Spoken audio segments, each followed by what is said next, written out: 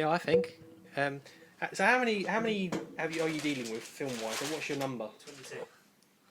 I think I'm near 40, but I haven't counted. Jesus Christ. 2, Christ. 3, 4, 5. Well, every YouTuber watches seen about... One of my YouTubers has seen 100 films. Like, what? Not just in cinema, but 100. It's like, God, I can't... Do you have an order? A vague order, but I'll adjust as we go on. Are you ready? Are we doing honourable mentions first? Or are we literally just doing 10? We'll do some honourable mentions. We'll do, like, the ones that didn't make the top 10. We'll just go through a few of them. If we've got any the same. So, hello everyone, and welcome to episode 182 of Nerd Bible Podcast. It's New Year's Eve as you listen to this. New Year's Eve, so not quite 2022 yet. It's definitely not before Christmas when we do this, but it's not Spider-Man Day. Look, we just pre-record 3 of them because it gives us a bit of time off because retail is a bitch, and we want to spend time with our families. Of course, and plus it's just fucking busy. Ridiculously busy. I would say how you been since last episode, Connor, but you know, it's been about 2 minutes. Literally more like my break from No Way Home first time viewing into my seconds. It's just, hi, let's go again. One of them days for you, isn't it? Yeah, well, no, to be fair, this doesn't happen often, so I'll take it as it is.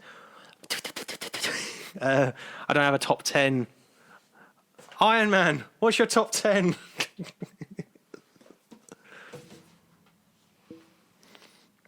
There we go. That'll do. So it's the best and worst of 2021. A lot different to last year because we've actually seen films and because films have come out and films have happened. Media's happened, yeah. So we're going to go through our top 10 like we normally do, alternate it. I don't remember who went first last year, but... I think we literally did like number 10, then number 10, number 9, 9. We literally did... Yeah, that's the best way we do it, but I don't remember who went first. So, oh, God, no. Should we just rock, paper, scissors? Oh, fuck. I hope it ain't me. I'm going to take ages. Rock, paper, scissors. Rock, paper, scissors. Fuck off. Rock, paper, scissors. Oh, cool. Oh, you've won. Good. You're going first. I'll go first. So we'll do, because I've seen about half the films that Connor's seen. We've both seen well over 10, which is good. Of course, yes. I think last year we would have given our left leg to see if more than 10 films. No, I think, last year was tricky for what we're going to do reasons. Is name a couple of honourable mentions, ones that didn't make the top 10, because I've just sort of got them in a list of the 22 of best to worst, and we'll sort of talk about what we did and didn't like about them. Sure, okay. And then we'll go through top 10 and alternate them. So, I've got, what's your least favourite film of the year? Okay, well, Peter Rabbit 2. I think it's the most pointless film of the year. You saw Peter Rabbit 2? I fucking didn't. No, I don't see kids' film. No, I don't. But no, this was purely from, Mum was interested in it more than I was. I'm not just saying that to... This is your fault, Louise. It is your fault, Mum, but no, it's just... We watched the first one at the time when the cinemas opened. It was literally like the second or... It was opening week. It was like the second or third thing I saw in the first week. And it was a case of, oh my God, actually, the first one was actually funny. And I thought, number two's out when they're open. Shall we go and see it on the spare day that we're both off? And it was a case of, all right.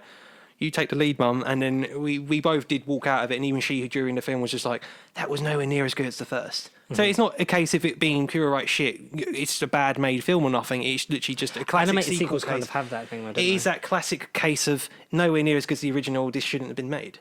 So, But there's not been a lot of films this year, whereas in our previous top 10 year instalments, when we moan about films that are in our dishonourable lists or ones that we hate, films this year haven't been as bad as Glass. They've not been as bad as Dolittle. They've not been as bad as like other ones we've mentioned where we've gone, God, that was awful. Yeah. There's just been ones that have been, this year for me personally, there's been some that have been better than others. But my top 10, I'm literally doing on the fly. I mean, I know roughly where things are, but it is the precise numbering I'm still having issues with, whereas George has got it a bit more organised. I think only because... Spider-Man Home is in flux, so the opinion could get better, it could get worse. I doubt it's going to get much worse or better just because it's it's a great film. For me, my least favourite, so at the bottom of my 22, is The Tomorrow War. I didn't even watch that. Did you not? Is it not? Don't bother. It's not that good. So it's the Amazon. It's the Amazon Chris Prime Pratt exclusive. With Chris Pratt being. Chris Pratt. In space. It's a space war, isn't it? But so there's like. They're sending people back from the future to fight. It's like Terminator, but less interesting. Right. Okay. Yeah. Okay. That's the only thing about it. I'm just like, it's really poorly. Like the pacing's off. The script is a bit like. How long was it? About 4 days. Yeah. I think it was about 2 hours, something like that. Okay. It felt like there was, Meandering. like just talking down to the audience kind of thing. You know what I mean? Right. Okay. Face your, you're looking at it. It's because we swapped seats. That's what the problem is. Yeah, I'll have to talk to you like this. Talk in the mic, you bastard. Yeah, all right. I'll ignore you over here. So, tomorrow, it's because we just want to look lovingly into each other's eyes.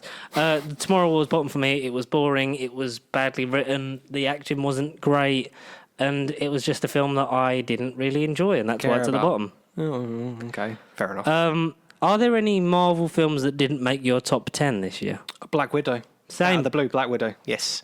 Where was it for We're not you, trying roughly? to shit on it. It's just We can just talk about it for a bit compared. now. We're not trying to shit on it. Mine it's was just at number 20. Oh, you've literally numbered everything you've ever watched. I haven't. I've not numbered everything. Well, I've done it in a list, and then it moves up and down as I add a new one in. I've put a bracket of honourable.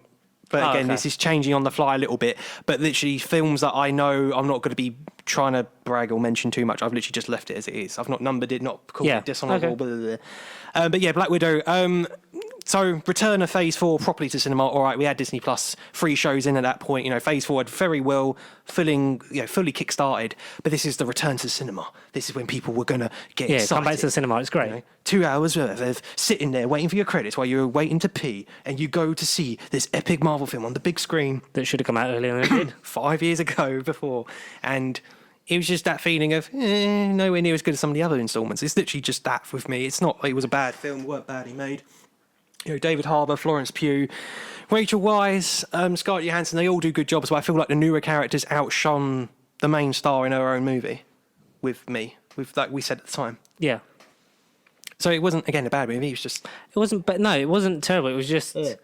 Because Marvel doesn't make outright stinkers. It's just like... It was late.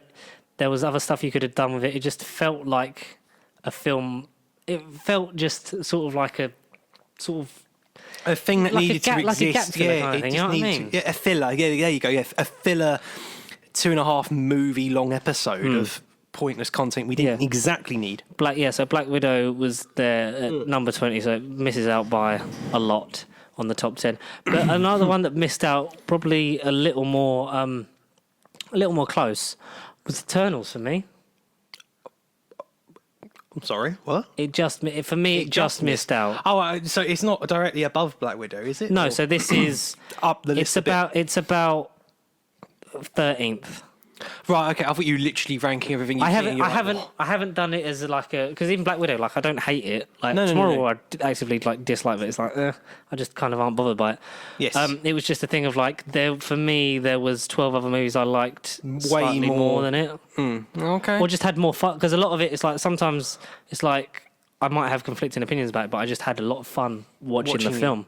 Right, yeah, sure. So, I get that. Eternals didn't make it, but it wasn't as if I hated it. I did, because everyone's like, the misfire that was Eternals. It wasn't a misfire, it was good. And it was actually very interesting. It was just quite long, and I can't wait to see what they do more of it. So I don't dislike... Is Eternals in your top 10? I think I was pushing it to be in. At the minute it is. Well, at the minute it is. We'll see when, when I get around to it, yeah. So go on, what's your third honourable mention?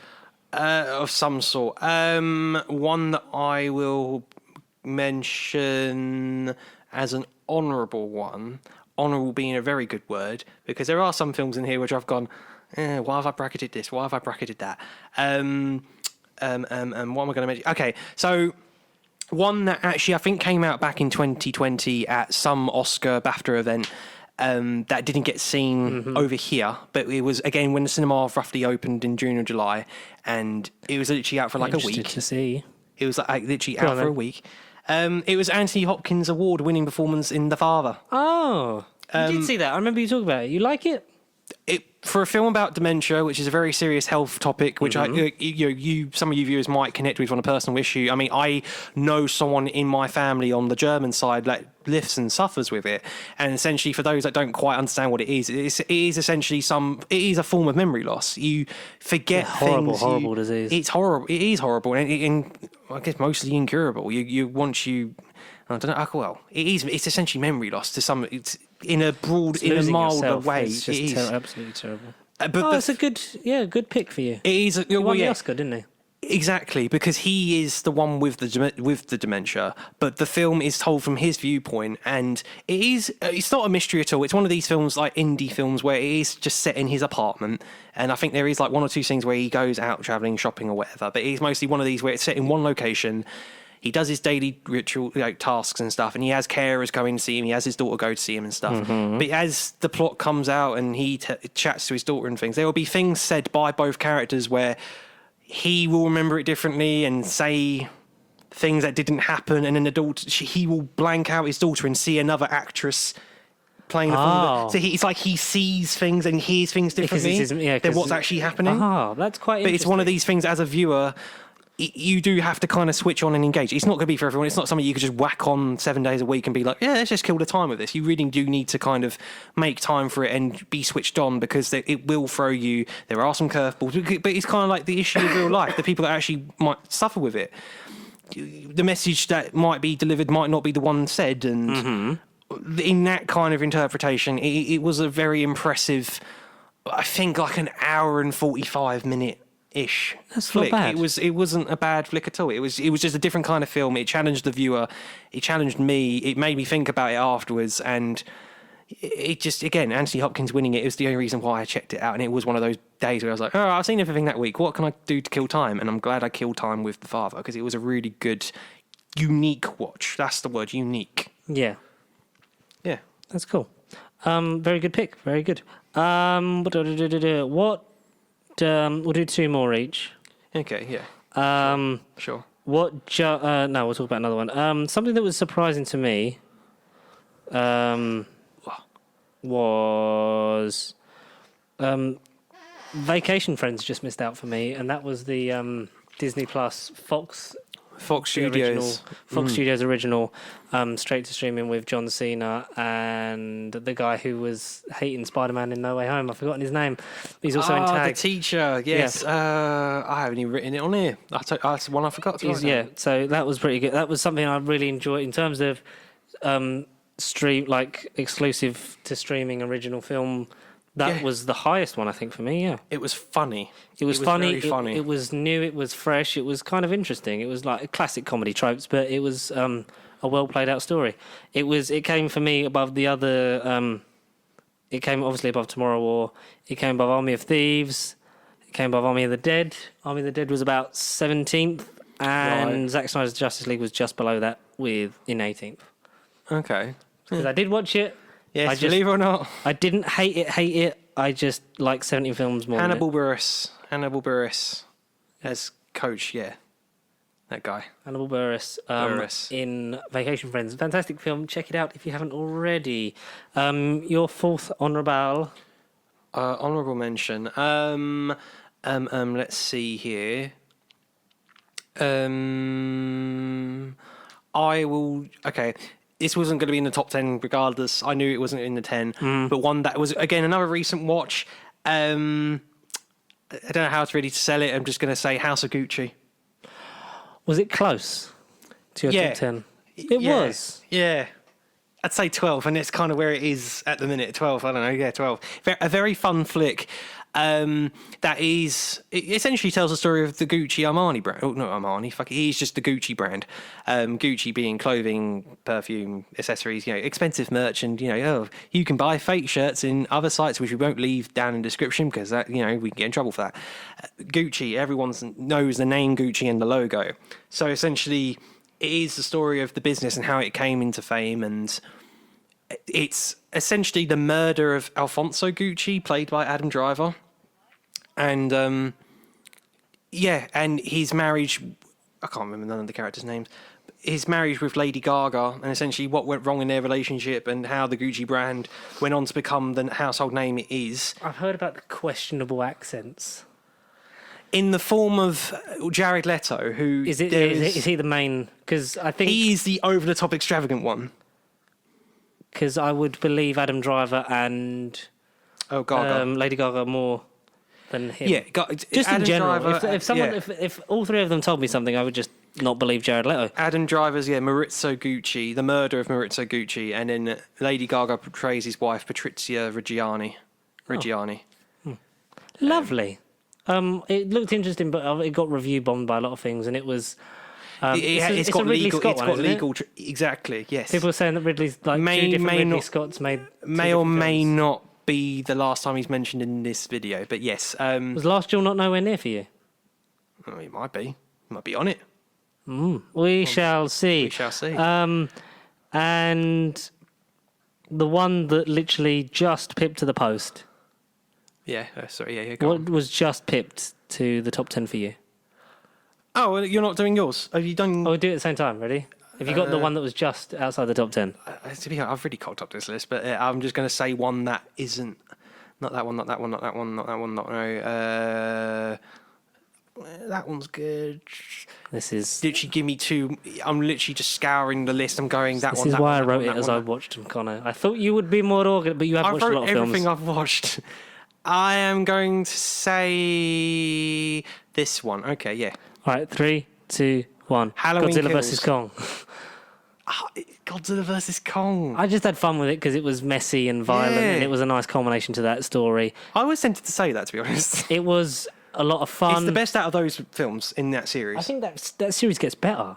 At the minute, yeah. Godzilla was but like some dark bits, and then Kong Skull Island was like, no, okay, didn't I care can see about- what you're no. than do. Yeah. And then Godzilla King of the Monsters Was fun, and then was yeah. fucking hilarious. And then Godzilla vs Kong was like, Was great. I just want more of this. Yeah, exactly. At the moment, no plans for more, but I really did like the human cast of it are pointless, but they have to be there because otherwise it's just CGI animals fighting. And Godzilla and Kong do fight, and there's Mecha Godzilla. What's not to love? It was hard because it's around like Nobody was a good film. It was just above Eternals, Vacation Friends, and I'd say Venom Let There Be Carnage were like the 5 that like were in the top 5 to qualify Right. for the next league kind of thing. They were there and thereabouts, but Godzilla vs Kong I just had so much fun with. But like with everything, there was another 10 films that I just really loved. Number 10 films. So Goals. you for Number Halloween 10. Kills. Halloween Kills, yes. Surprised that's not in your top 10. No, I'm not in the grand scheme of things, but I knew it was one that I personally enjoyed. Reviews might say otherwise. People nowadays just want deeper plots, deeper meanings, a better convoluted plot, and more of a clever film. Whereas no, it's a horror movie. It's about killing people, and that's You exactly want what you made got. the That's horror exactly what you film original great. got. Exactly, that's what you got. Yeah, so it's these people that are trying to overthink it, and maybe because it's 2021 and it is a new era of filmmaking, they're like, it's got to be this, it's got to be that, and it's like, no, it's a simple slasher. It goes around, kills people. I like how you like what I literally generally don't know what most of your top 10 will be. I don't even I'm know what very my top 10 is. So I know yeah. 10 names, but I don't know what order they're in. Also, Red Notice is near the bottom because it was such What on earth is that movie? Yeah, that beginning was just too much to recover from. that's what I mean. I did not Um, like the beginning at all. other things that didn't make the cut for me, obviously Venom, Let There Be Carnage. It was fun, but there was other things. Army of the Dead, Yeah, it's Justice fun, League, but Red not Notice, good. Black Widow, Army of Thieves, Tomorrow. I kind of mentioned everything. Venom is at the bottom from a filmmaking point of view, but as an entertainment popcorn, what the fuck am I watching? It's entertaining. There was a point It's a blast before of a I'd seen movie. more films because there was But a for point the where wrong I'd reason. seen like 15 films and it would have made the top 10. That's how like- entertaining it is. Yeah. But like I've seen, especially in the last month and so, I've seen a few films that it's like, yeah. Okay. Should we start off?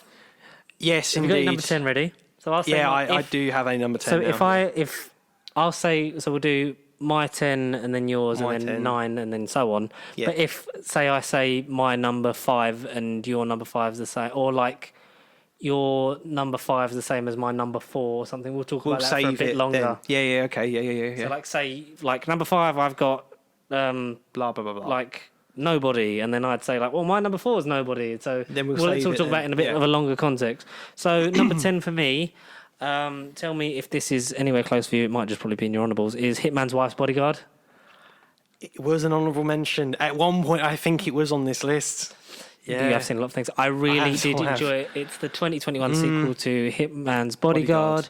Ryan Reynolds. Action comedy. This is a comedy action movie. I say comedy over action for this one. Yeah, whereas the last one was action over comedy, and Yeah. it's sort of it's not the best Ryan Reynolds film this year. It's certainly not the Oh, worst no. because it's not Red Notice.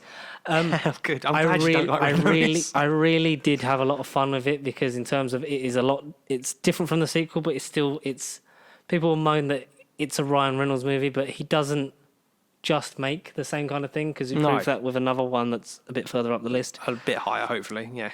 Not as high as it was, because as of recent events, some things have jumped above it. Of course. I really did have fun with it. Samuel L. Jackson and Selma Hayek were great. Like, it's the best film she's been in this year. Yeah.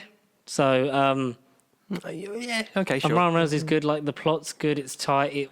It's fast paced. It's funny. You know,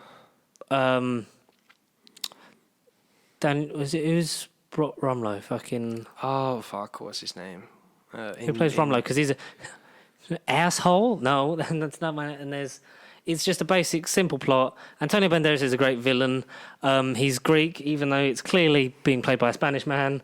And yeah, I just had so much fun with it. And I think it's a nice it's a nice, easy start to this list, I think. That's fine. I can't argue with none of that, to be honest.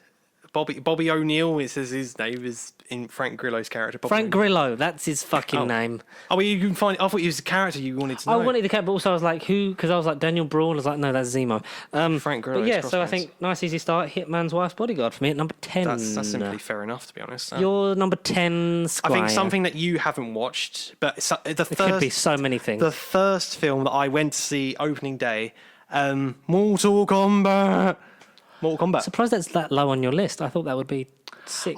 The way it was, I went to the cinema on that day going, it's going to be an average schlocky video game movie, but is it one of the better ones, isn't it? Because you've told me about it. Very good. Whenever it comes on streaming, or whenever I see it cheap in a 4K sale, I will at least bite check the it bullet out. and check it out. You're not. That's the thing. It's not made. It is. Everything's made for that. Obviously, if you're a fan of the games and if you're an audience I'm a petitioner, casual fan of the games. Will I enjoy it? I think you should. You're not exactly a hard bastard to impress. No offense, but there are films that I like. True. That That's why I'm friends with you. No, I'm not a Mortal Kombat fanatic, and I got more from it than I was expecting.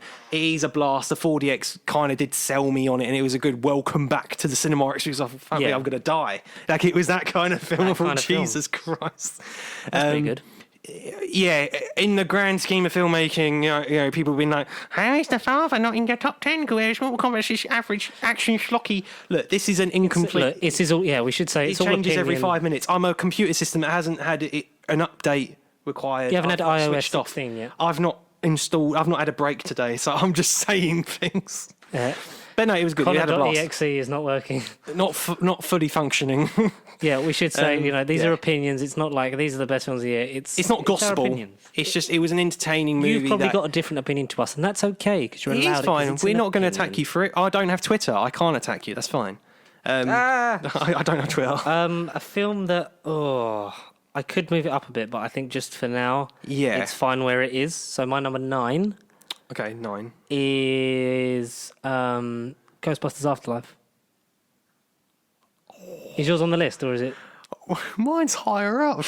Mine was higher, but I think you'll see why it's... Because I genuinely because of recent developments. I can't justify putting it any higher. Like, there's films from arguably from 10 to 4 that you would think would be higher in my list, but I can't have a top 10 list where every film, where I have 10 films at number 1 and then number 11. Like, I wish I could. Ghostbusters Afterlife, purely for the fact that it was great. It was much better than the 2016 sequel. Didn't happen as far as I'm concerned. It didn't happen as far as the film's concerned, It really. didn't happen, no. What's her name? McKenna Grace. McKenna Grace is an absolute legend. She was, and the fact that she was 14 when she, I know she's like 16 odd now, but she was like 14 when she filmed this.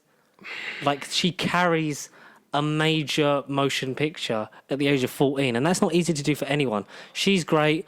Paul Rudd is amazing to be like such a natural fit. I mean, I know the guy's funny and he's the sexiest man of the year officially, but like, how did they not think, we'll get Paul Rudd in, even in the 2016 one? Yeah, we'll get Paul Rudd. He's the what is it? Who's the guy? The guy. Who's the guy that doesn't do much acting anymore? That was in the he was in the first one. Oh, in the first Ghostbusters. Yeah, the one that was in Spaceballs and Honey, I Shrunk the Kids. I've literally forgotten his name. Are you talking about the dickhead, like, businessman who came back for the game of Ghostbusters? Where is it? I can't think of his fucking name. Let me Google. I should have. I'm googling Ghostbusters and see if I. The character. Balls. I don't know. Not him. Rick Moranis. He was basically Yeah. Paul Rudd was essentially like the Rick Moranis of this one, like super cool, funny scientist character. Yeah. But he had a lot of fun with it, and we get the payoff of nostalgia, which will come into play later on. But like the nostalgia of having the old original Ghostbusters back together, they're very well done and actually quite tasteful when you think about the fact that it came from Sony, tribute to Harold Ramis and the Ghost. What they did with that. Finn Wolfhard is also there. Okay, out of all of them, he has the least to do, and he is kind of, markability, Stranger Things, let's get them to see. Let's get him in. Yeah. I think that I like it. I think it's perfect until some of the nostalgia sort of takes you out of it a bit, and that's like my only real gripe with it is the fact that some of it was a bit too expected. I'm interested to see the if and where it goes because they're clearly setting up for a sequel, but I'm good if another one doesn't come. I'm totally with you. Yeah, I would totally leave the Ghostbusters alone now, and if this is their final entry, then Solid it's gone on a movie, bloody high. I'd like to also say that I think that from here on in, I would say these are all like 4-star movie and above. Like maybe Hitman's Wife's Bodyguard could be argued for 3.5, but it's for me. This is the level of quality, and I really like it being number 9. Does not mean It's terrible. It's lower than yours. Like, it doesn't mean I think it's terrible. It's great, but I've just got a really hard time putting it above Other these ones. next 8 movies. So what's your number 9, Squire? See, at the minute, I've got 2 number 9s. That's how professional I am. But no, so my current number 9, definitive number 9, as of right now, give it an hour and it'll update later in the I unedited can't wait for when we Snyder come cut. back to this. In a month's time, be like, what the hell? In January, you'll be like, that's not my top 10. What on earth is this? I'm just going to have to go out and say it. Last Night in Soho. Oh, you bastard. There you go. Go on. Go on. Well, okay. Like I said with Mr. Will Templar in the podcast episode back a few weeks ago, I'd say just, for me, maybe the weakest Edgar Wright. I'm in the middle of rewatching his. I'm up to The World's End. No, or Scott Pilgrim. Fuck, I can't even remember what film I'm up to. I'm going to save my opinions for when it comes up in my list. There you go. See, it's the last time we talk about it. No, it was good fun. Like the issues I had in that initial review still kind of stand, and I did see it one more time after we recorded it, and again, not much had changed again. The strengths are still very much strength. Matt Smith is absolutely gorgeous, not just in general, not just to look at, but his character. Diana Rigg, amazing. Brilliant final performance. Absolutely. Anya Taylor-Joy and Thomasin McKenzie carry the movie throughout. Terrence Stamp had absolute Terrence blast Stamp as was well. fun, yeah. Sam Claflin making a brief appearance for plot reasons was also quite a joy to watch. Everyone and all the review from a few weeks ago still stands. Nothing's changed in that. It's just, I think, because for me, it is, in the grand scheme of things, not my favourite Edgar Wright. That's why it's not higher up. If it was like his best work, it would be higher up in the list. For me, I think it just says a lot about we like all of our films in the top 10 so much that it has been hard to sort of choose, and like the things that we haven't liked have been, important as to where we've placed them, kind of thing. If you get what I mean? Yeah. Because you say, you didn't connect with it as much as other Edgar Wright films. It then gives way for films that you enjoyed a lot more to then go above it. Yes. It's going to be really interesting. I think this is going to be my favourite year for the top 10. I completely agree with everything you're saying.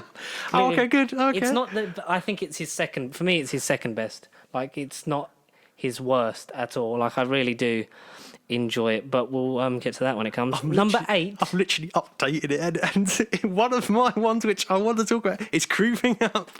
All right, but number 8, literally done 2 seconds ago. Where's my go? Is... nice shit. try. Sorry. Nice no, sorry. Should we see if it's the same? Are you ready? Please. No, I think my number 8 is Jungle Cruise. Where the fuck have I put that? Is that one of the ones that you forgot to write down? No, honourable mention. No, I've got so many brackets in H because I didn't know how many honourable mentions we were doing. There's so many we've not mentioned. So I really like Jungle Cruise because it was surprising to me because I went and saw it at the cinema. Me and La went, I think it was not long after it came out, because it was one of those movies that was like, yeah, it looks like Disney just need a replacement for the Pirates of the Caribbean, and The Rock's a bankable name, and Emily Blunt's quite good, and stick with Jack White in there because we'll at least pretend he's gay for this film. And what I actually found was a genuinely not inspiring, entertaining and delightful, very tightly written and directed story. A couple of surprises in there, like the fact that The Rock is, like, his character is immortal, and he's one of the ones that were with the conquistadors hunting for the Quest of Immortality, Tears of the Moon thing, all the way back when. That was interesting to me. And I just really had a good time with it. It looks great. I'd see sequels of it. It's nothing like the Jungle Cruise ride, apart from, like, the bits in the opening 20 minutes. Right. But I really do. The thing for me that got me was I had so much fun with it by surprise that it almost sort of, everything sort of moved down, but it always sort of hovered in and around the top 10. And for me, I rewatched it again when it went on Disney Plus for free. Yeah. And I do need to rewatch it again. Yeah, I really did. Like, it's not, for me, it's not perfect, and I could argue that the last three I said could all sort of be interchangeable, and, you know, Jungle Cruise could easily go at the beginning. It could easily also go, like, further down, like, have an honourable mention being there, but I just did have so much fun with it. Your number 8? Again, updated literally as you were talking. Number 8, Eternals. Go for it. Talk about it in a bit more detail. I did enjoy it. It slipped through my crack. That's a terrible image. I mean, imagining Richard Madden flying through a Superman, and now I just see a big giant crack in the air. That's a great image. That's Arishem. That is Arishem. Arsisham. Arsisham. So, yeah. I love it because now I get to do my Kit Harington impression in the top 10. Go! What did you think of movie film, Connor? Did you like it? I like it a lot because you were in it. Oh, thank you, I'm mate. a fan of Jon Snow. I might come back for a sequel. Or I was in. Did you see me in Spider-Man No Way? I was in background. Were you one of the silhouettes? I was like fucking hell, Peter Parker or Spider-Man, innit? Sorry, I did not see you in Spider-Man. I was there. You have to go back and then ask the man. Ask the man doing the projective. Like, can you pause it? Oh, look, there I am. Look. Oh, look, there's me with my sword, the ebony blade. Yeah, look, the ebony blade. Oh, it's in the mirror dimension. Oh, mirror blade. Oh, look, I'm eating a hot dog on side of the road. Should have gone to Akir. Fuck's sake, Eternals. Go on. It deserves it just because of Kit Harington. No, so I like. It does a lot new with the MCU, doesn't it? Yeah, it's new. Sure, the runtime will put people off. It is a slower paced film. It has got a lot of characters to fit in. It's got a lot of things to kind of. Though. It does. It really. No, honestly, it really does. Everyone's got their role. Every character you actually care about.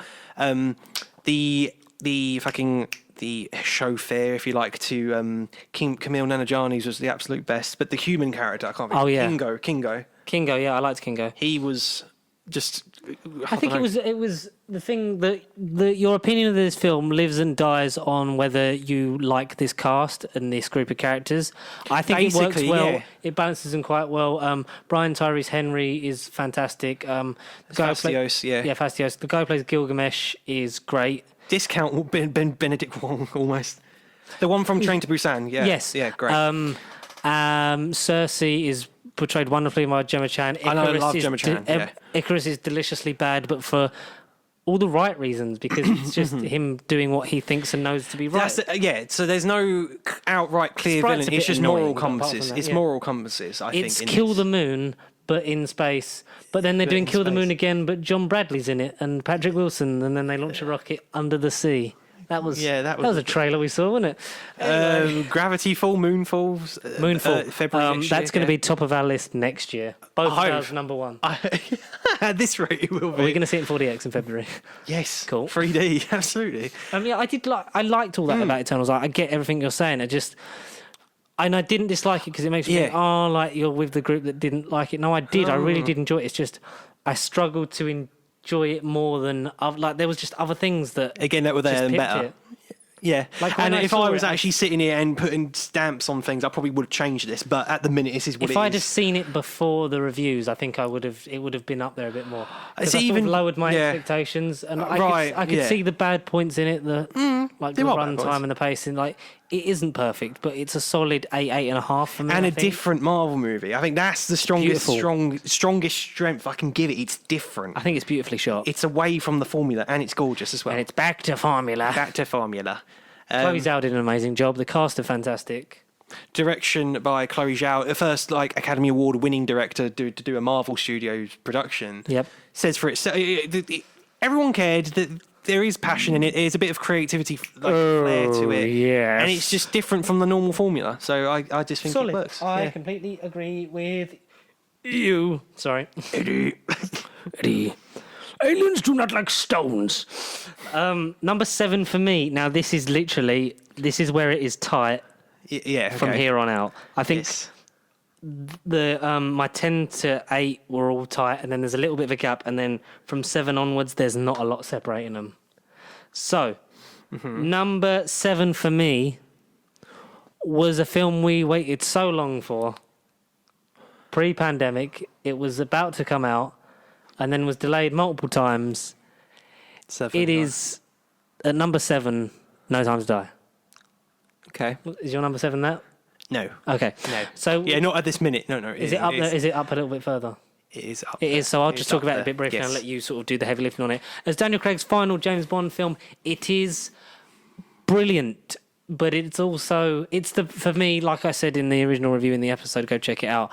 It's, for me, the best and worst of the Daniel Craig of era. The run, in a very long victory lap kind of, look at us, let's celebrate this and goodbye. Do I have a problem with James Bond dying? No, I don't. Do I have a problem with the way it was written for him to die? Yes, because it's as soon as he got shot and he had the vial, it's like, well, he's just going to give up. I've been shot, I've got this vial on me, I'm not even, and the fact that Q is like, oh no, it's forever. I'm not even going to try and use science to save you, Bond, even though I've known you all these years. Fuck you. I'll let you explode. Goodbye. The returning cast do great things and are used more effectively than they were in Spectre, because it was the double-edged sword of, like, they were amazing in Skyfall. We need to see them have more screen time, and they were, but they just sort of weren't doing anything. All the MI6 home team do something and have great moments. It's rounded off nicely. I think the music's great. The direction is amazing, considering, we were all like, oh, I wish it was Danny Boyle still, but I think Cary Fukunaga did an amazing job. I think it still very much sits in the middle for me. Once I get the 4K of it, I'm going to rewatch the whole Daniel Craig era and sort of definitively have sort of an opinion on it. Find out where. But for me, number 7, I think is great. It was, for a long time, it was in the top 5, but films have come out in the past few months. Yeah, of course. September to December, 16 weeks. A lot has happened in these 16 weeks. Yeah. But I did have fun with it. I was sad. I didn't cry, but I know, like, friends that I went to see it with, that, like, they did get upset. And it's a nice thing, because, like, me and my granddad have, like, gone to watch them all at the cinema since, I think, like, Quantum of Solace. So, like, it's kind of a mission. Yeah, we finally got around to seeing it, because I know after a year or so we've been waiting for it, and I got enough out of it. The Cuba scenes and stuff were great, but I'll leave the rest to you for when it comes around for your turn. But okay, a solid film, like I said before. I really did. I feel like I have to say this every time. I really did love it, but there's still more. Six more. There's still more. But I just loved a bit more, and I loved it more than I hated it. It was just sort of the laziness at the end and some bits, and the just like, oh, we're gonna sort of skip over these things, that was sort of dragged it down a little bit for me. Number 7.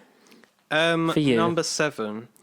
I'm going to put as The Last Duel, Ridley Scott's second feature. Talk about it, because it's nowhere on my list, because I've still not watched it. No, and I forgive you, George. Even though it's on Disney Plus and on terrestrial television over Christmas. That's how bad this film's done, ladies and gentlemen. 100 million budget, and it only got 28.8 million secured in its theatrical run. But in terms of the UK, 3 days. I mean, I literally saw it on the last night. I had no clue it was even out, and then I saw it. I couldn't book further. Well, Ridley Scott blames us for not seeing it, but he didn't leave it in cinemas long enough. No. Well, you've got a sort of a bit of an Adam Driver thing going on this year. He's had a great year. I'm not against it, because Adam Driver is the best actor to come out of the sequel trilogy. The only thing I've not seen him in yet until we see what's his? I've literally forgotten his name. Until we see Oscar Isaac in Moon Knight. In Moon Knight, and because he had a good turn in June as well, from what I hear. He did, yeah. He did in June, yeah. But no, The Last Duel, it isn't... it's not an action movie. It's not a... It's a drama, thriller, set in medieval pastry times. Period medieval drama. Based on a true story. Ben Affleck and Matt Damon with bad haircuts. And wigs. And Jodie Comer is there. As rape victim... I can't think of a fucking The thing that name. I've heard is it's not her best. Like, she's not given a lot to do. No, she is kind of written as the woman, like, that this stuff happens to, and the film happens and all of it's because of those true. events. Yeah. Yeah. I mean, we'll never know. I was never in medieval times. Margaret de Carouges. Yeah. Oh, Margaret de Carouge. I love that film.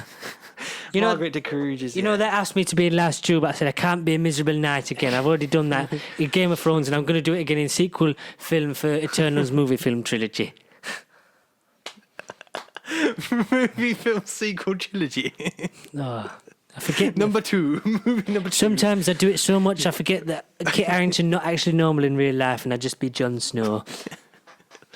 Yeah, Jodie Comer gets raped. Well, the Villanelle from Killing Eve. A lot of people will know her from that. Or that, and or something that, else that's that come girl out this from year. Free Guy. Yeah. Do that one, yeah, the girl from Free Guy.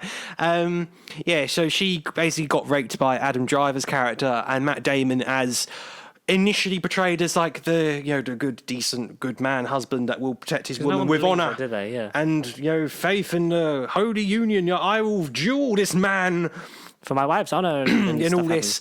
But the film is told from each of the characters' perspectives. So, like, chapter 1 is Matt Damon's perspective, where he is made out to be like the angel and like the heroic steed and like the Captain America of medieval France. He's like the likable one. Put that on the fucking poster. The Captain America of medieval France. Adam Driver is an absolute prick, and Jodie Comer is just like the loving, like we say, not willing wife, but the supportive, willing wife that they belong together. That's good. Then you get told from Adam Driver's perspective, where yeah, all right, Adam Driver and her meet over drinks, and I'm not saying it turns into spoons. Ye olde spoons. Oldish spoons, yes.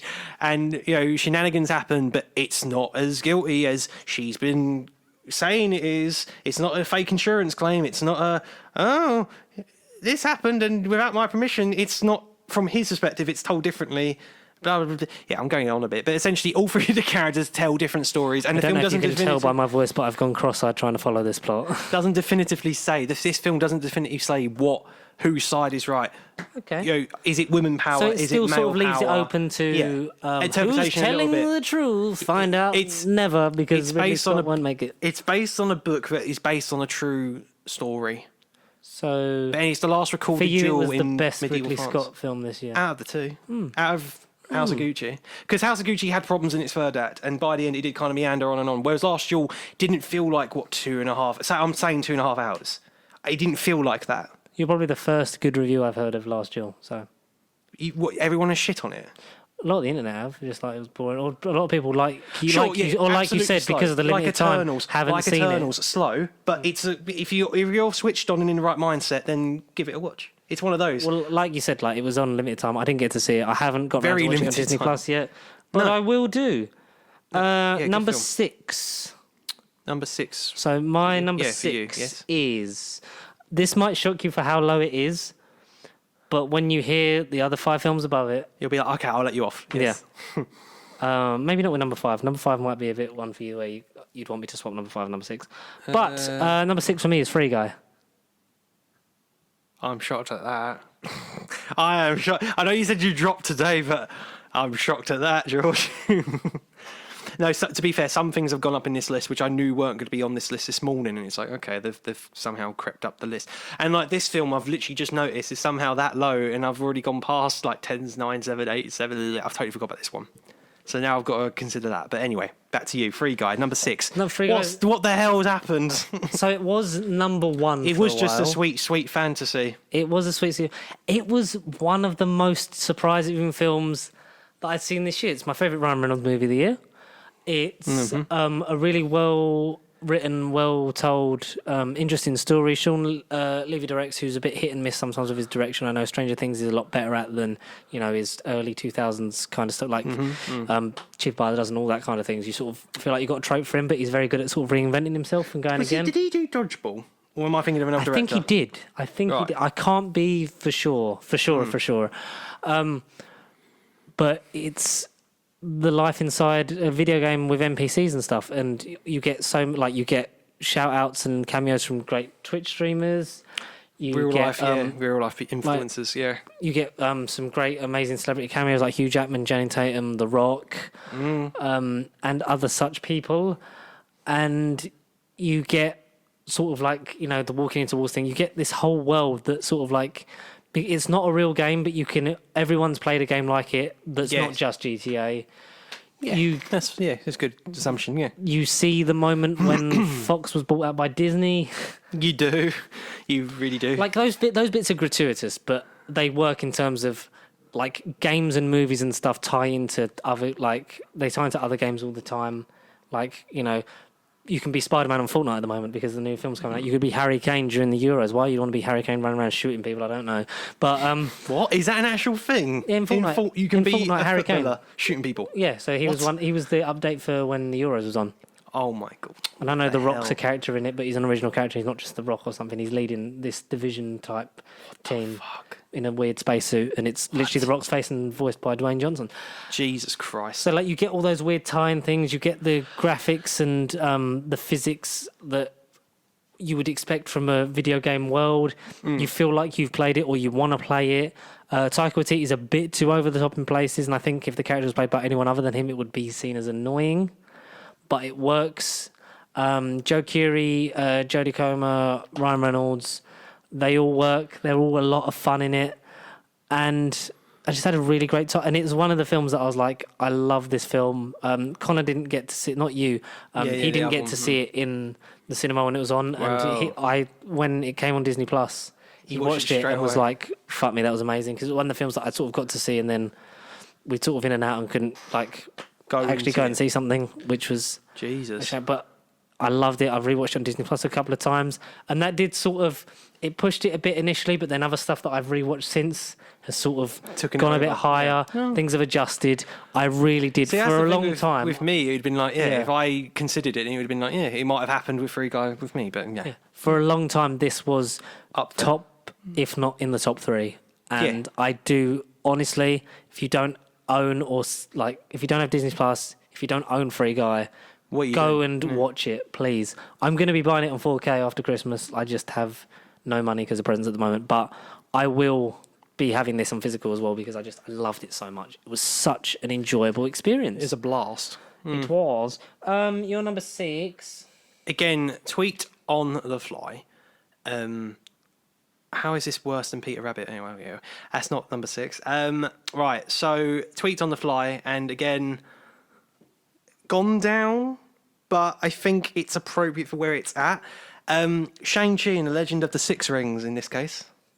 10 rings. 6. Number 6. Oh, Shang-Chi. Okay. All right. It's not as controversial. It's not as shocking. No, it's just they're close, but just not close enough for us to talk about. Oh, really? There's one thing. Is he your number 4 or something? You'll have to find out. Go on, talk about it. I don't wanna beat up the Mandarin. Well, tough because the Mandarin's in this, and he's the villain. Tony Leung. We actually got the Mandarin in this. With allusions to Iron Man as well. We got that whole wrap up. More than a cameo from Ben Kingsley. That was amazing. That was amazing for the majority of the second half of the film. For a long time, and I still depending on, I think just because of nostalgia, it will miss out on being my favourite MCU film of the year just because of recent events. Very recent. Before recent events, I think MCU film wise, it was definitely the best out of the bunch. Yeah, easiest to watch. And I think if I could judge it just off of that, with the other one, then it would be a lot closer than it is. But yeah, I did love it, man. And I think Simu Liu as Shang-Chi is a fucking diamond find. Yeah, exactly. Role model for all the Asian communities out there. Dustin Daniel Cretton as well was directing, an amazing job. But also recently confirmed to do a second one and the Disney Plus series. Disney Plus and the Hulu one maybe as well. Yes, that's right. So, yeah. Worth a watch to say the least because there's, again, more in this universe coming from it. There is. Is that what you got to say on it? No. Action scenes are incredible. Way better than Black Widow. Some of the best fight choreography we've seen in a long time. But real, it feels like martial arts as opposed to fake coordinated stunt. I don't know about you. Sorry to interrupt, but I think that it wasn't my most anticipated MCU film this year. No, not at first. No. Eternals was. And then seeing this, I was like... Wowed. I was wowed. And then that made Eternals, become the second one. And then Spider-Man's happened. So exactly. Yeah, no, totally agree with all of that. Shang-Chi was kind of like I don't care. I lovely want to get to whatever it was afterwards. I wanted to get to Spider-Man. Eternals, At that time, I was like, Spider-Man's out next month, and that's when I found out Eternals exists. I was like, Spider-Man. But yeah, sure, Shang-Chi, thoroughly surprised. It was in my top 5 at least again since September. It's only been 16 weeks ago, 15, something like that. But again, a lot has changed. I don't think definitively like in the top 10 MCU films, but I think definitely one of the better origin stories since like 100%. Iron Man 1. It's in that vein. I think it's not, for me, it's not far off. If we did an proper MCU ranking, it would be around the top end. It would, it would be up there with the echelons of your Guardians of the Galaxies, totally, your Iron Man ones, your Black Panthers, Doctor Stranges. Yeah, like below Avengers, Winter Soldier, and things like that. But like in like top tier, the top say 12 bracket ish. Yeah, I'd agree with that. I would definitely agree with that. Okay, so that's your number solid. 6. Yeah, he's number 6. Yeah. 5 for me was a film that I forgot came out this year because that's how long this year has been, and how many times I watched it. I just thought it came out last year, but it's Disney Pixar's Luca. Wow. Okay. I don't think I read that down. I don't think. Did I not write it down? I did not write it down. You didn't write it down. Well, let's talk about Luca because it was a surprise for me because when do you know roughly when it was out? Because I think it was around July. March or April, something like that. No, wait, was it that early? Something like that. And Luca. It was one of the ones that went straight to Disney Plus, which automatically made me think, oh, is it being made as a Disney Plus original film? Or is it just a Pixar one they're putting straight on there? It's a Pixar one they've just put straight on there. It's high quality. Coming after Soul. Yes. Because Soul. I really did enjoy Soul. Like, probably on par with like Onward and that last year. I thought it was great. But Luca sort of came out of nowhere. And it's this nice coming of age story of 2 sea monsters that transform into human form when they're on land. But as soon as they get wet, they transform back into sea monsters. It's them having a childhood and sort of, not rebelling against his parents, but like, they're trying to give the fear-mongering thing of like, you can't go up to the surface world, it's dangerous up there and whatever, like, what have you. But like becomes friends with Alberto. Is it implied that they're meant to be more than just friends and be in love? Maybe, but you can take what you want from it. And I really just, I felt this film. It was a lot of heart, not just because like my niece like would watch it like 3-4 times a day, so it got so ingrained in. That's why I thought it was out longer, because of how many times I've watched it and being on Disney Plus. You automatically think came out last year. But no, it's a relatively unknown voice cast apart from I think Maya Randolph as the mother. I think apart from that, there's not really a name in there I could sort of give you where I'm like I know what they've been in. Sure. And it just has a lot. Like it's like a coming-of-age childhood film, but with sea monsters and on the Italian Riviera. It's like not much was known about the plot before. It was just a poster of them on a Vespa, and like they're going to have the greatest Italian adventure. There's so much more to it. It's such a world that was sort of like they've done undersea stuff before with Finding Nemo, but sort of not like this. This is kind of a little bit of a different thing to it. It's very different, yeah. And I did enjoy it. I had a lot of fun with it. I had a blast with Luca, to be fair. It's one that I forgot. If I had like a digital top 5, then it would be up there. Oh, definitely, yeah, in terms of like... If we had like a digital list. Streaming only, streaming only, it would be up there. But for me, it starts the top 5 for me because I've watched it so much, and yeah... It's just ingrained on my memory, and it's really sweet, a nice ending, and it continues the Pixar trend of just making me cry at the end. No, good man. Onward did when he didn't meet his dad. Soul was when he's like, "This is how you enjoy life," and kind of thing. We know it. Are we getting a sequel to it, or is it just in the air? They don't do sequels. There's not they're trying not to do as many sequels at the moment. They're trying to focus more on original stuff, which is like I'm all here for. Yeah, that's fine. They did sort of like the Disney Tunes equivalent kind of thing of where they made on Disney Plus they released a Ciao Alberto, like what's Alberto been up to while Luca's gone off to school, like kind of 10-15 minute sort of like mini episode thing that's got the returning cast and stuff, and still is gorgeous and is a nice little sort of epilogue to that movie. If they do another one, I'm up for it. If they don't do another one, I still love the original film. So Luca for number 5. Jeez, I totally forgot about Luca and digital. I did until the other week when I was like, "Fuck, that came out in 2021. That has to go on the list." Oh, good man. Okay, go for it. Number 5 again changed enough times in this video. Okay. I am going to have to say Dune. Do it. Again, it was going to be, like I always said, it was going to be in this top 10, but partly because of my video and my passion project I put behind that into that month. Again, if you haven't seen the Dune video, it should be out at some... Well, it is out. You probably have watched it. I don't even know where it is. I think it's... I need to put it somewhere. It is somewhere in the clouds. Yes. In the multiverse of the YouTube videos to be released. Yeah, 2022, Dune, we're going to do a lot better. Don't worry about that. Dune made it... I made it a mission to basically... I did the unboxing of like the 1980s classic version of it, the old film. And in that, I mentioned I was reading the book. So I basically read the book, watched the old film, watched the miniseries, then watched this new version, which is, again, part one. Wasn't made clear until you put on the new version. It definitively says Dune Part 1 in the title card. Which, again, brave marketing. They advertised it as Dune, so you think you're getting the full film, and then it's like, oh, lol, you're only getting half of it. And then confirmed it a couple of months ago that we're getting a... Yeah, doubt was in the air about whether we were going to get the second half because of HBO Max figures and streams and money and blah, blah, blah, blah. But yeah, literally a few weeks back It they did announced. look like a beautiful film. I think looks-wise, it's up there. It is like in the top three best looking In terms of your movies. cinematography, is it? It's like number maybe 2. Cool. There's maybe one that can rival it, but I can't think off the top of my head what it is. There's a couple I'm like, gorgeous, but I can't, the names escape me. But no, Dune, it was always going to be in this video, but I think part of it is because of my personal attachment to that video I did when it was out. And again, it was a blast reading the book. I'm still reading the series as it is, so Dune as a franchise hasn't left my veins at all. Good. I mean, this is only half of the first movie, so that in alone sort of speaks volumes. Denis Villeneuve is one of the best cinematic, like, you know, he makes everything look gorgeous. Like, he's just one of the coolest creative directors going. And yeah, Dune's just absolutely worth a watch. And like part 2, I guarantee will be better, and will be in the 2023 top 10 in a couple of years' time, maybe even higher, depending on how it looks and how it all turns out. Because again, it's a great book. If you don't want to wait 2 years, just read the book and find out everything part 2 will deliver on. So yeah, Dune. It had to be in this video at some point. That's good. Do you want me number... What? 4? Your 4, Top yes. 4. Your 4. Uh-huh. Something that was number 1 for a long time and definitely in the top 3, but it comes in at number 4. Is Shang-Chi and Legend of the Ten Rings. It was your number 1. For a very long time it was. It was number 1. Jesus. It was rewatches of certain things.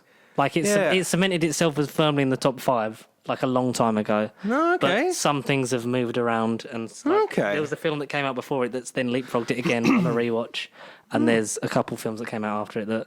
I think that's the thing. You've seen less and you've had time to process these and actually definitively go, right, this is that. I have obviously seen more things and then gone... But you've not sort of narrowed down your opinion I need to fit... Yeah. And there are many things in my bracket which could fit a number 5, a number 6, a number this, a number that. But then when you're actually on the spot changing them, you're like, is that better than that? I don't know. Is this better than that? I really have no idea. Like I said before, like my whole top 15, I have no idea. I could rearrange and you could have them in any order. But yeah, of course. Mm-hmm. Shang-Chi was, like we said before, it was such a surprise. I wasn't anticipating it to be as good as it was. Yeah. Beautifully directed, written, representation-wise, it's going to be very important in terms of the, you know, not the trend, but like the journey we started with Black Panther breaking down, like, you know, a black person could never lead a tentpole blockbuster superhero film. Simu Liu is doing that for the Asian community, and that's absolutely fan-fucking-tastic. Shang-Chi is a character that not a lot of us knew very much about. I did not know a lot about. No, heard of.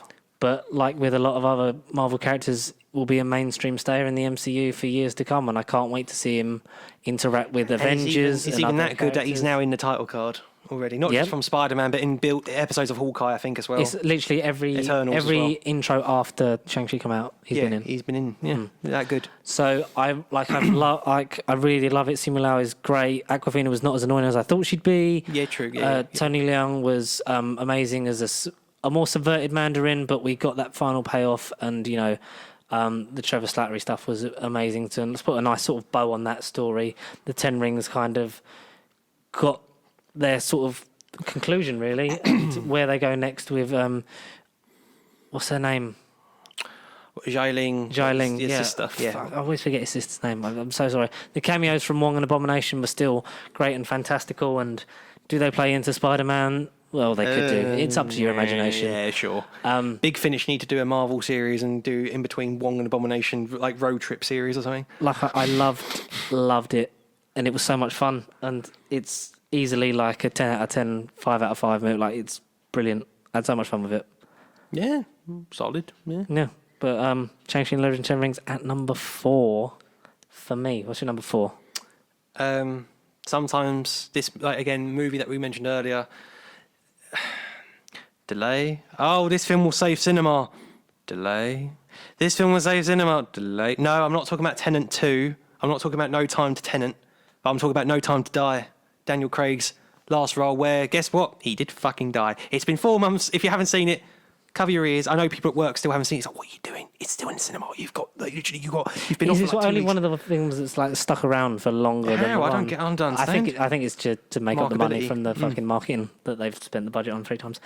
No, I get it. I get it. A movie that I've seen every time, whether with people or just the first time around, like you said, best and worst of Bond in a glorified runtime. Which, of course, some of these will be like, you know, you got to watch like a nearly 3-hour long fucking movie. The first hour is perfection. I'd say the first hour and a half. Like everything with the Cuba and Jamaica stuff, like is brilliant. It's perfection. Yeah. Just some of the questionable stuff with Safin that. For me, it's just like I'm like he is not a top 5 Bond villain. He's nowhere near. Not even a top 20, I don't think. No, he's not. No, it's a shame because Rami Malek's an amazing actor. They all put so much heart into it. It's just the script doesn't translate that enough to the screen. But I still had a blast of it because it's his high. Definitely. It's memorable. I'm now getting into like when I think of years in 2021, I'll think Bond. I'll think of certain ones. I'll think of number 3, number 2, number 1. Like that's where I'm at now. No, I get that. Yeah, I think I'm feeling that for the top 5 in general. So, what did you think of his final performance as Bond? He had an arc. He became a human by the end of it. He was just a contracted killer throughout the entire run, especially in Casino Royale, where it was never ever sewed together properly. This no, neatly finishes it off. I think in the best way they can. Neat enough, definitely neat enough. Again, this film's gone through it has gone through many script variations. It's meant to be out like a good 5 years ago. Not akin to Black Widow. I'm not comparing it to Black Widow at all, but like it's been in development hell for forever. The marketing and everything has gone to shit. Obviously, real life pandemics have had to alter this movie for the last couple of years at least. This version of the movie that we got was probably the same one we're going to get 2.5 years ago. Yeah. And because they've literally been running out of what can they show us or hold back for when it actually comes out, like the Being Bond documentary, all the clips and stuff. We've seen that spinny car Aston Martin shooty thing for so many different angles. 3 years at least. Yeah, it's a joke, but it's still it did enough for me to think, this is still a good experience. Good, it was a good blast. Good. Yeah. Do you want me number 3? Go on then. I don't know I think this might be similar to yours. See, I've got 3. 2 number 3s, and all of these are interchangeable now. Number 3 for me. Oh, you got a DC movie up there. It's Suicide Squad. Yeah. I've literally got 3 number 3s. And again, 3, 2. Number 1 is number 1. Mm-hmm. That's not changing. All right, recent events aside, that's not changing. But the next... I've got 4 movies in my head. That could be 3, 2, and 1.5.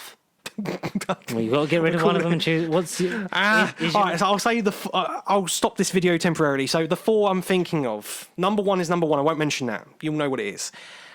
So Suicide Squad. Just in your order. Suicide Squad, Free Guy, Snyder Cut. They're and then number 1 is number 1. That's not changing. All right. That's not changing. You've got to neglect one of them. I know your answer. You're going to be like, get rid of the Snyder. No, I'm just saying you've got to neglect one of them into the abyss because you didn't count how many you'd written down. I fucking didn't. I've had about 3 number 8s now. My list is contra shambles, and now this is like getting rid of the multiverse. Suicide Squad is great fun. Free Guy had so much thought to it, and then Snyder Cut. I mean, Snyder Cut. I'm a Snyder fanboy. What can I say? No, I'm really not. It just stuck with me. Number 3 then will have to be, I think, Free Guy. Oh, which one are you dropping into an abyss to be found later? Snyder Cut. That could be a Doctor Who episode. That could be found in 50 years' time. Fair play to you. Fair play to you. I think. Okay, yeah, so for me, Suicide Squad was a breath of beautiful fresh air as I look back into this thing. Yeah, so, wait. Your Suicide Squad, sorry. Suicide Squad is number 3 for me. James Gunn delivers a refreshing sequel / semi-reboot remake of the original. Yeah, you can easily watch the other one to get something out of it, like the characters of Captain Boomerang, Harley Quinn, Pre-frontal music, and Rick Flag. Yes, mainly for the rug pull at the beginning. Like the fact is, this is the squad we're following. Yeah. Oh, I knew that squad that half of the squad would die. That's why I sent the other half to the island. Idris Elba's great as the reluctant hero. I think King Shark is just hilariously Groot-ish. David Desmalchin as Polka Dot Man is fantastic. What's her face as Ratcatcher 2 is brilliant. And the fact that Taika Waititi is also in it as because my dear, rats are like us. And there's just that whole stupid thingy music. I mean, we get Starro.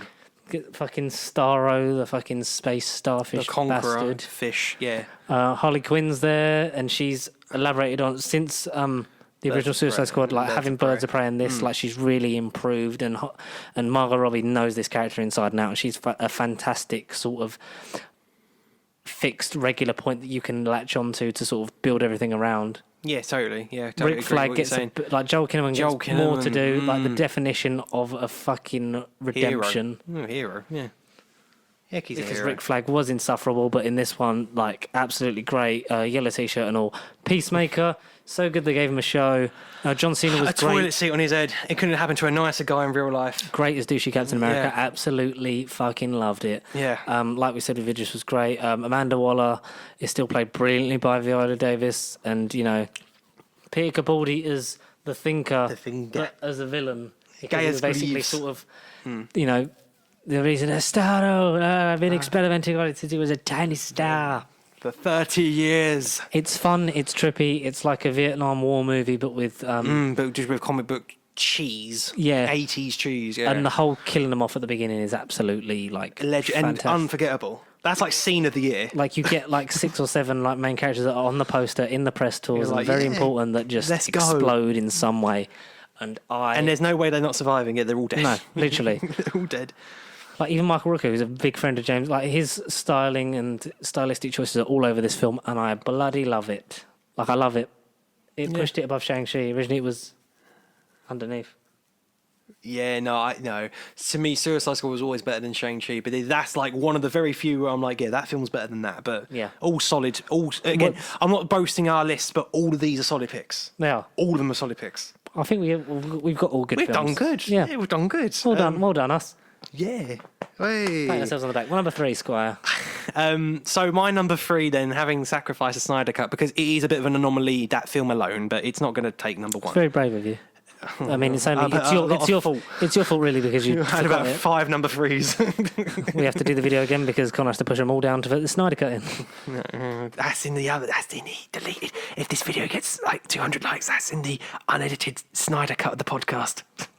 But no, my number 3 then, I mean, obviously I've even swapped them on here because that's how crap I am. My number 3 is going to be Free Guy. It's going to be Free Guy. Talk about it, man. I loved it. It was in and around the number 3 for so long. It was in literally 2, 3, 4. Nothing was number 1. Maybe Free Guy was number 1 when it was out. Oh, I don't know, it changed. Honestly, number 1 was so hard. I think you just wrote them down and enjoyed them and you never thought of an order. You just sort of had them all really at the top or at the bottom. Yeah, basically. But I knew roughly they're 5 people. What do you love about Free Guy? Well, it's, again, like Mortal Kombat. You think it'd be near Mortal Kombat, but it's a video game movie. And again, that genre ain't fucking great. But it ain't based on a video game. It's a piss take at the whole kind of genre. But the improv dialogue, not just Ryan Reynolds' humour, it is all gamer cliches and slang terms where if you've never been on a mouse or a keyboard, you've never played your World of Warcraft, you've never played your Grand Theft Autos, you've never played certain lifestyle games as a youthful or an older person, you're not going to get this movie. This movie is a comedy not like others because it's just clever. It is one of the cleverest comedies I've seen all year in my life. Like this movie, it just stood out. Ryan Reynolds is on fine form in this. He does play himself, and it was like, oh god, he's Deadpool without the costume, and he's just being a for little the bit of sake that. of I get that. I got that appeal from the first 2 minutes, but then it just loses. It loses himself because Guy becomes more than a guy in this movie, and he really becomes the closest to being a Marvel hero at this point. Like without being a Marvel hero, yet he's under the umbrella, so anything can happen. All right, and then that third act, sure, Disney took over exactly at that moment, and they thought, right, let's remind Great people Chris why Evans to cameo. get to Disney Plus. But that third act, simply unforgettable. Chris Evans had cameo of the year. What the shit? It was literally all of our reactions. Lightsabers galore, Hulk hands, Captain America shields there. Dude is the greatest, like, boss battle I've ever seen in a video game where it's himself. And it just goes to show that, yeah, you can just put in some 6 foot fit European model and then have some jackoff's face inserted and it still looks... It was meant to be stupid and tacky like it is in the film. That's good, But though. it's such a great so much idea. fun. It's such a great idea. Oh, yeah. And the way that video game companies think, we'll just put it in because they'll spend their money on it. I mean, yeah, Taika Waititi, everything you said about Waititi's too, he is very exaggerating over the top and very like, if another actor was in that role, yeah, annoying kind of, you want to fucking die, I don't want you for the whole movie. Because it was that likeness, you're like, I can cope with Waititi. But he does do a good job of being fucking in a good video game company, especially nowadays. Microtransactions are important. DLCs are important. Fuck people's user stats and save data. I mean, that's just my personal stance on it. But I kind of clicked on it with Free Guy because that's how I view modern gamer companies, or majority of them. I'm not naming names. We're not going to get in legal trouble. We're not going to get sued. But I reckon a lot of offices are like that to some extent. So Yeah. it just clicked with me. The whole movie just clicked. Joe Keery was absolutely iconic as Keys. I mean, Jodie Comer, I mean, that's the whole reason I knew her. That's the whole reason why I watched Killing Eve, because of this movie. It's good. All the cameos, like you said, are great. Everyone just stood out to this, and it was an unforgettable experience. It was actually a surprise showing that I wasn't expecting that night. And when I saw Free Guy, I did kind of get the tingle. I was like, oh. And Because it was like a couple of days not- before you'd actually booked to see it anyway, so it was... It was a nice cherry on top. Yeah. And on rewatches, it's just held up. I've not It's a really rewatched it all the enjoyable- way through, but when I've been really down, enjoyable when I've had movie. a free half hour and I've been really down and out, I've whacked it on and I've had a big old grin on my face every time. No matter how long I watch it, I've always Good had a lad. good thing from it. I've never gone in and gone, oh, I'm not in the mood for this. I've always whacked on it on and I've gone, I'm glad I've watched it. Do you want to do your number 2 as well? Because I think my number 2 is the same as your number 1. Is yours... I'm not. Just- I'm not looking. Just nod. Is that your number 1? I'll that your wink. number one? I'll wink. All right, so you do your number 2. So we can talk about my number 2 and your number 1 in a big old... in a multiversal. My number 2 is your number 3, Suicide Squad. Cool. What did you enjoy about it? I mean, I know, because it's like you've talked about it a lot on your story, like when you said. bought it again. It is literally what you've said, everything what you said. But it is, I think that other night, that rewatch, again, thinking back 2021, looking back on it, and then being in the cinema and just seeing that beginning act and seeing 8 characters decapitated in the most hilarious, stupid, outrageous way possible in less than 5 minutes. That itself is like scene of the year. It's just what the fuck happened? And it's so well edited as well. The people near, like, all right, we went the first time 4DX didn't work at Stevenage, but we all just literally, the amount of people that went, what just happened? It's just like, yeah, what just happened? All these characters that we're meant to care about. It was are a dead. moment. It was a moment I'll never erase from my mind. It was a real scene. Brilliant. The direction, the cinematography, the movie. All right, the first movie, most outrageous use of pop music. Gratuitous. Because it was the old one. ironically made off of, let's have our own Guardians of the Galaxy. And then they've got the Guardians of the Galaxy. They're to do edgy. Rubbish. This, the colours were toned to like 11 in that movie. It's one of my favourite DCEU movies. I think it might be my favourite. It is, other than the Snyder Cut, it is. I think it's equal to... I'd have to watch Equal Shazam to Snyder again. Cut, even. For me, it's like Shazam, that, and then Birds of Prey are like my top 3. I don't know, better than Birds of Prey. Shazam has a bit of a, Shazam has a bit of competition, I think. But I love it at the because minute. I love big, and it's like big with superpowers, and it's the first movie that was like, we're going to actually have fun with our comic book movies. Self-referential. And that's what the tone that they've carried on with this, and... It felt self-referential. John Cena with a toilet seat on his head, and it's John Cena, something about sucking all the dicks in the island if it meant freedom in the state of America, for freedom. And it's like, John Cena, the wrestler, John Cena, the role model, would never say that, but John Cena, the douchey fucking hero, the villain that he's playing, that's getting a series in a matter of weeks. I cannot wait to see the hilarious antics created by the wonderful James Gunn that we helped made, because we started this podcast. He got sacked. We talked about him. We saved him. We got this film. So we did it. You're welcome, America. We got this film because of us. All right, would be my number 2. Yeah. Your number 1. It's the film that came out mere minutes for us. It's been weeks for you. It's Spider-Man No Way Home, obviously. I mean, okay. Before you, a film that just did the impossible. It lived up to hype despite everyone having a version of it they wanted to see or thought they were entitled to see. From hundreds of millions of hours of internet speculation, every leaks, day. pictures, videos, fake trailers, real trailers, fake real trailers, all kinds of stuff like that. Like, I've never known a film to be under as much scrutiny as this. Yes. Like, obviously, there was some of that for Endgame, but it was more sort of like wrapped and under control because everyone was like, we know what we're going to get. But after having a Spider-Verse film and wanting that again and getting it to an extent in this, it was so heartwarming and it was so rounded and it was a nice shit. Like, I feel happy talking about it now. For me, it needs another rewatch and like to sit at like, it could get to number 1 for me, but I think to go straight in. New entry at number 2. It's I know it's bold. I think it works for me. Like I did have such a good time with it. A few little nitpicks here and there, but an almost perfect movie, and I can't wait to go and see it again. A matter of mere minutes for you as well. Yeah, mere minutes for you, or weeks ago for this audience at home. But I really did. It balanced the expectation, the cast, and the story that it had to tell in terms of like the trilogy itself, the wider universe of Spider-Man itself, the multiverse and the incomingness of Phase 4 and beyond. Great, amazing cast, brilliant surprises, great cameos. The free guy of the Marvel universe. The free guy of the Marvel films. But better because it meant more because it was pure nostalgia. And it meant more. Yeah, it did mean more. Yeah. Yeah. No, I agree with all of that. Agree with all of that. Absolutely loved it. Yeah.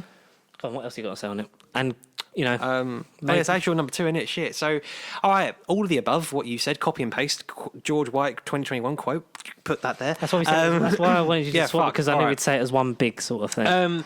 Well, okay, like I say, so a film that went out to do the impossible, all right, it had daily scrutiny. Every, freaking 20 minutes, some fake news notification, whether you use a VPN or not, some bullshit notification, whether it was real or not, you just kind of took it as what it was. Like, okay. Your mate sends you this reel. Is it real? Oh, wouldn't it be cool this happened? Okay. Literally, for the last 7 months of, like, this year, since, well, not even before the first trailer, daily fucking coverage on a thing that weren't going to be as good. I went into this with super low expectation. I wasn't honestly expecting it to be as good or near Spider-Man 2 in terms of movie quality wise, like the 2004 one.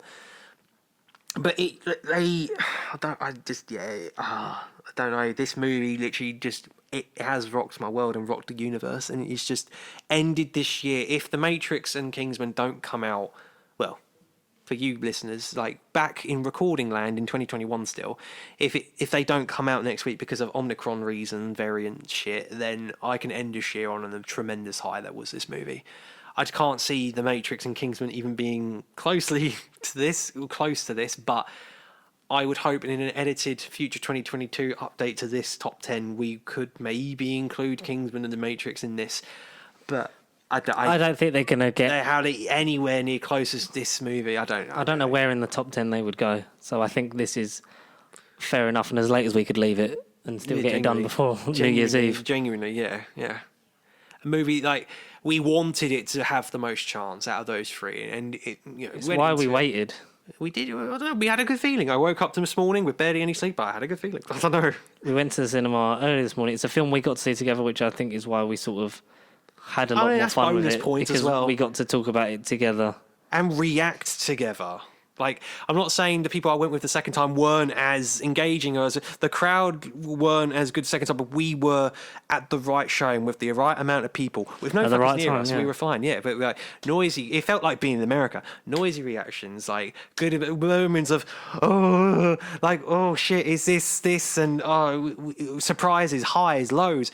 Avengers Endgame with just Spider-Man, or Spider-Man, wink, wink. Agatha Harkness, wink. Or is it just Tom Holland? I don't know. You guys won't know until you see it. But by the time this video comes out, you better have seen it, because this movie, again, just it rocked my world, rocked my multiverse. And it Marvel stuck a going landing forward, I didn't think was possible, and for that it really, must be commended. Really, exactly. A solid, near-perfect movie. Is it my favourite MCU movie of all time? No, but it's pretty damn close. My gut answer is no, but it will have a fighting chance. Yeah. Is it my favourite live-action Spider-Man? I think it might be. It's very close to Spider-Verse. It's in the top 3, I think. It's got the top 3 in it. Yeah. My number 1. Yeah, what the fuck have I missed? Yeah, what's the other number? My number 1, you kind of predicted it. It's Last Night in Soho. Okay, all right, okay. Yeah. If we'd have done this, if Spider-Man had come out a month or so before, it would probably be number 1, because we'd have had time to sit on it, digest it, and just say, you know what a lovely victory lap it was. But I'm not one for sentiment, and I put Rocket Man above Endgame in 2019, and I stick by it. Because it was nostalgia and the love for the story that kept Endgame engaged with us, and I had a good time with it, and I love that film. But as a thing on its own, it wasn't just that, was it? It was the combination of storytelling, like this was, like Spider-Man was, but it was done so well, and I still love it. But Last Night in Soho, for me, it's not the best Edgar Wright movie. It's for me the second best, because it was just so much fun, but also Kevin Spacey's not in it, so that automatically makes it better, in my opinion. That's an A-list movie right there, yeah. Well written, well directed, brilliantly paced. Cinematography was gorgeous, fantastic story, and just so much fun and joy. And it was dark, and it was everything. It was a horror turn from a director that I never know what the next movie is going to be. I'm always interested to see what the next movie is going to make. Of course. What's he going to make after this? I don't know. I always judge a film that I really do like it if I walk out of it and think, I can't wait to own that. And that's what I feel with, not just with this, with all of my top 10, but this for me, I was like, I can't wait to watch it again. And it was I got it just before the run went out, and I was like, I'm glad I made the time to go and see it, because I had fun, and it was just a brilliant concept, brilliantly executed, visually stunning, striking film. It's not joyous, but it's dark. uncomfortable. Yeah, it's fucking dark, depressing. God, as a filmmaking fan, and my existential hat on of filmmaking and just film studies shit. I love it. For me, you can't get much better than making a film like that is just one thing that does one thing, but does it so brilliantly, and the way it gets there is not like anything you'd expect. Right, yeah, okay, all that. Yeah. So that was solid. Our top 10 for this year. Solid enough list of 2021, yeah. We mentioned we had some honourable mentions, but from top to bottom, Connor, yours was, quickly just go over the... Spider-Man, so top order, Spider-Man, Suicide Squad, Free Guy, No Time to Die, Dune... Number 6. Where's number 6? See, I got mine like that. What the fuck's number 6? Yeah, great. Okay, we sorted it out. Number 6 was something along the lines of Shang-Chi and the Legend of the Ten Rings, The Last Duel, Eternals, Last Night in Soho, and then number 10 was the Mortal Kombat. There you go. Yeah, Mortal Kombat. Jesus Christ. And for me, it was from number 1 to number 10, Last Night in Soho, Spider-Man No Way Home, Suicide Squad, Shang-Chi and the Legend of the Ten Rings, Luca, Free Guy, No Time to Die, Jungle Cruise, Ghostbusters Afterlife, and The Hitman's Wife's Bodyguard. What did you think of our top 10s? What are your top 10s? I've a comment, I've write in the comments below, or send it in to... nobiblecontact@gmail.com. And follow us across the social media at Pace Sheep, across Facebook, Twitter and Instagram. Thank you so much for watching. We wish you a happy and healthy 2022. A better 2022. Coming out on New Year's Eve. So, enjoy your night, whatever you're going to do. And, just remember that the government are incompetent and stupid. But we will be here, as always, next week for the last pre-recorded time, when we look forward to what's coming out next year. Or this year as you listen to it, because timey-wimey, spacey-wacy things. And then we'll be back again at it on the week of the 10th of January. We'll be back to normal. So thank you very much for all the support and love over this year. We promise that 2022 is going to be a lot better, because there won't be lockdowns that are happening in between. We'll be buying better equipment to do more things, and we're just going to expand our thing and just, fuck it, go for it. And if we make it here, we can make it anywhere Yeah, in parallel universe New York. Sweet. Spider Bros. Yep. Spider Bros. So, Connor, it's been a pleasure to podcast with you this year. Yeah, it's been a pleasure as well. I don't know who else would have said yes. I mean, I did find you and kidnap you, and you kind of went, yeah, sure, I'll do it. I'm currently tied to this chair. Yes. Thank you, everyone, for listening and watching. We'll see you next week, next year. Goodbye. Happy New Year, all. Enjoy Spider-Man when you go and see it. You better. I don't know, we have, but up to then.